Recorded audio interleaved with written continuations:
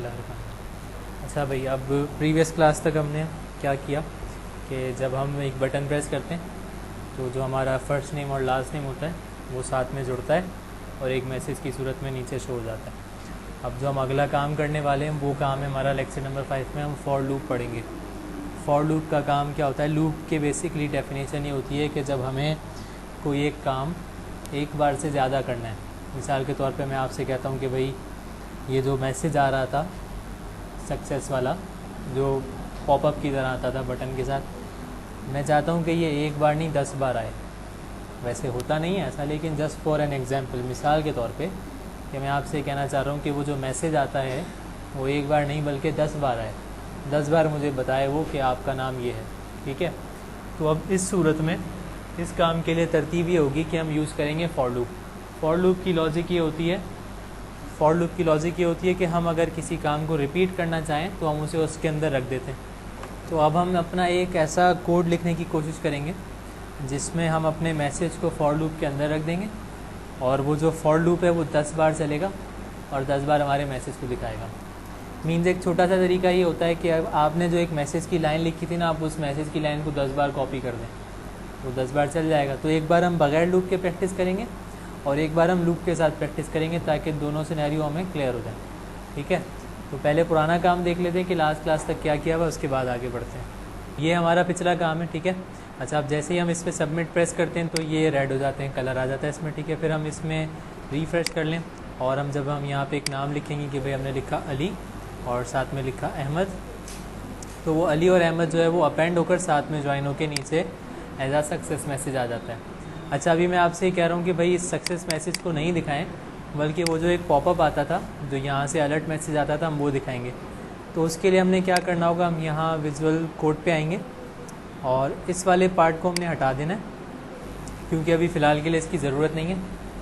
तो हम इसको फ़िलहाल कमेंट कर देते हैं। जैसे हम ये 2 लाइन लगाते हैं कमेंट हो जाता है। कमेंट का मतलब ये वाला पार्ट अब नहीं चलेगा, ओके। इसके बाद हम क्या करेंगे, यहाँ पे हम लिखेंगे अलर्ट और अलर्ट में हमारा एक मैसेज आ जाएगा और वो मैसेज सिर्फ ये वाला होगा। हम इसको कॉपी पेस्ट कर लेंगे।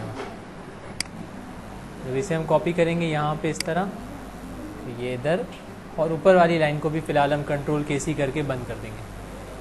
अब जो पार्ट ग्रीन हो गया, यानी कि जिस पार्ट को हमने कमेंट किया है वो बंद हो चुका है, वो नहीं चलेगा।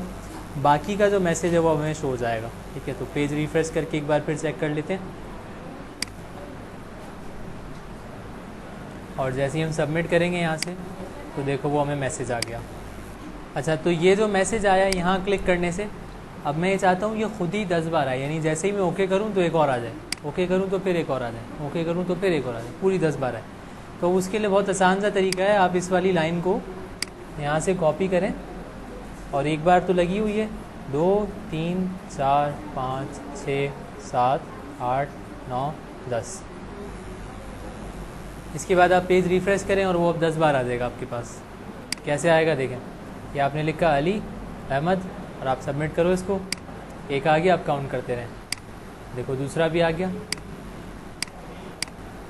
ये जो काम हो रहा है ना, अब ये काम के लिए मुझे क्या करना पड़ा, मुझे 10 बार लिखना पड़ा, ये मेन चीज़ थी। अब ये जो 10 बार वाला काम हुआ है, ये जो 10 बार काम किया है, ये तो एक छोटा सा काम था, चलो हमने कॉपी पेस्ट करके कर दिया।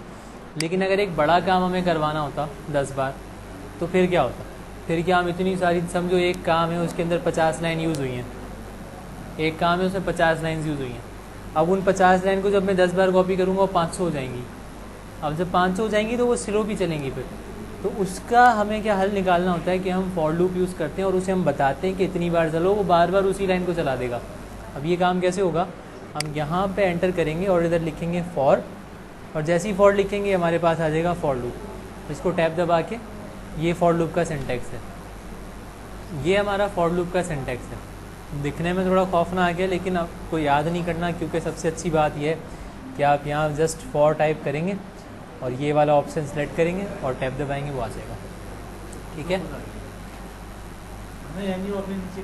ये तो अब यहाँ पे इंडेक्स का मतलब क्या है, इस इंडेक्स के मतलब को हम बाद में डिस्कस कर लेंगे, ठीक है। फ़िलहाल हम इसे ऐसे ही रहने देंगे। और ये जो इधर आपके पास एरे लेंथ लिखा हुआ है ना, इस एरे को भी हम बाद में अच्छे से डिस्कस करेंगे। फ़िलहाल आप यहाँ लिख दें जस्ट 10, ठीक है।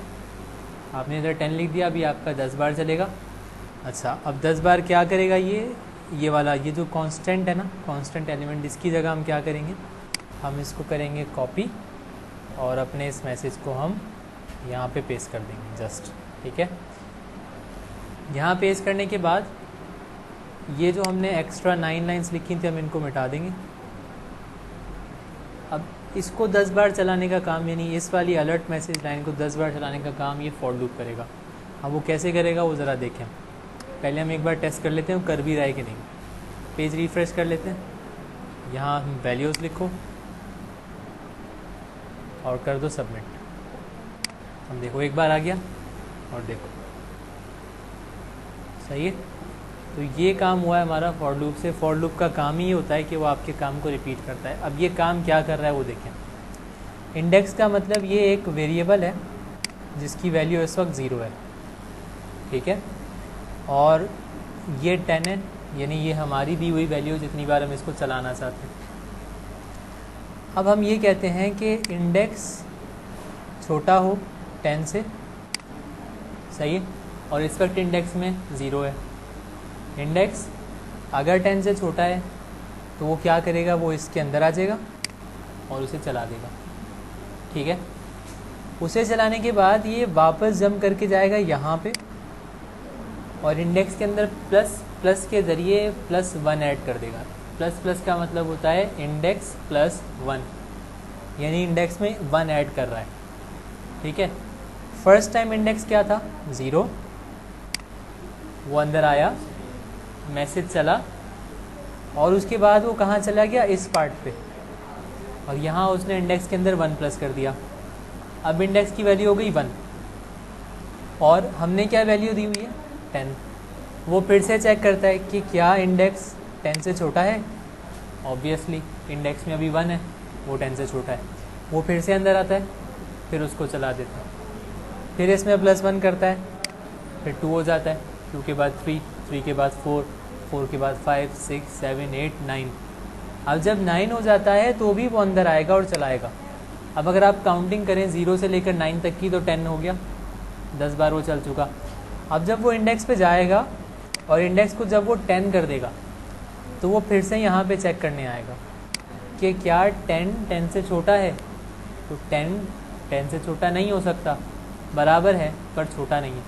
तो जैसे ही वो कहता है कि भाई ये तो स्मॉल नहीं है, तो वो उसे उठा के यहाँ बाहर फेंक देता है और हमारा काम ख़त्म हो जाता है। सही है, तो लिखा हमने 10 है लेकिन वो चला कहाँ तक है, 9 तक, क्योंकि वो शुरू हुआ था 0 से।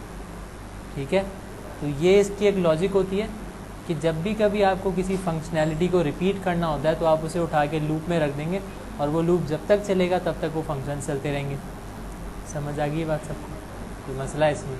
ठीक है, ओके। तो क्लास इधर ख़त्म करते हैं, इसके बाद कुछ पूछना हो तो फिर आप मुझसे पूछते हैं। Thank you.